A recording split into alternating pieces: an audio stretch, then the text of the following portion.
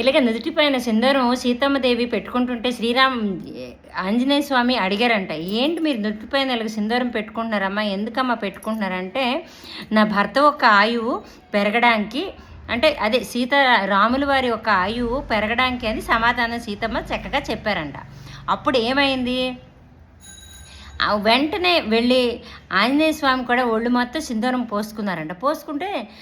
పూసుకుంటే రాముడు అంటే అడిగారంటే, ఏంట్రా నాన్న ఈ పని ఏంటి, నీవు ముఖం మొత్తం శరీరం మొత్తం సింధూరం పోసుకున్నావంటే, ఒక్క నుదుటిపైనే సింధూరం పెట్టుకుంటే సీతమ్మ తల్లి మీ ఆయుష్ పెరుగుతుందంట, అలాగని నేను శరీరం మొత్తం అంటే భక్తితో పోసుకున్నాను సింధూరం, అంటే లేపనం చేసుకున్నాను మీ ఆయుష్ పెరగడానికి అని అంటారట. ఎంత అమాయకులు ఆంజనేయ స్వామి, ఎంత భక్తి అనుకుందామా, ఎంత అమాయకం అనుకుందామా? నేనైతే భక్తి అనుకుంటున్నా.